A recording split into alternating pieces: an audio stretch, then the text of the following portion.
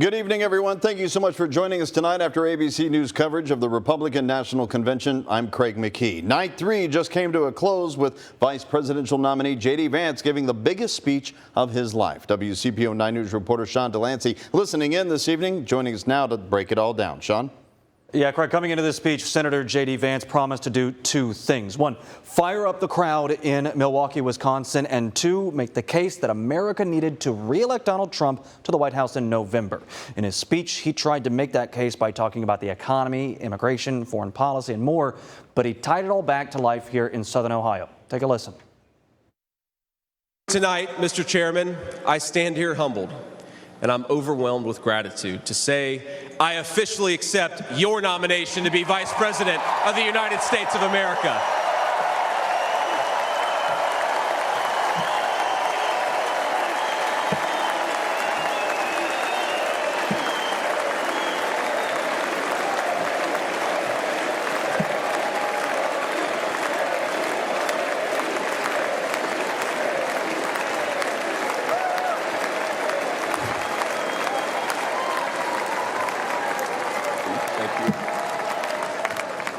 Now, never in my wildest imagination could I have believed that I'd be standing here tonight. I grew up in Middletown, Ohio,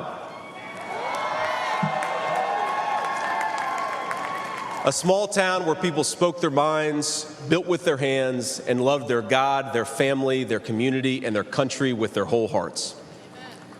But it was also a place that had been cast aside and forgotten by America's ruling class in Washington. Now, having served only 2 years in the Senate, Vance is virtually a newcomer on this stage, so this was a tone setter for much of the nation. He started by applauding Trump for entering the political field to begin with, to, as he says, save the country and almost give his life at the end of a bullet in Saturday's assassination attempt. Instead of leaping to introduce himself right off the bat, Vance very much worked to sell Trump, living up to the promise he'd made earlier in the day. Now, Vance also attempted to sell the Republican Party as a big tent party where people from varied backgrounds can find a home. On policy, Vance slammed economics like the Clinton-era North American Free Trade Agreement that led to manufacturing leaving regions like Middletown for countries overseas. Now, it'll be interesting to see if Vance ticket can sell their version over the Biden-Harris ticket, as manufacturing jobs have risen, wages increased, and inflation cooled in recent months, according to recent economic reports. Sean Delancey, WCPO 9 News.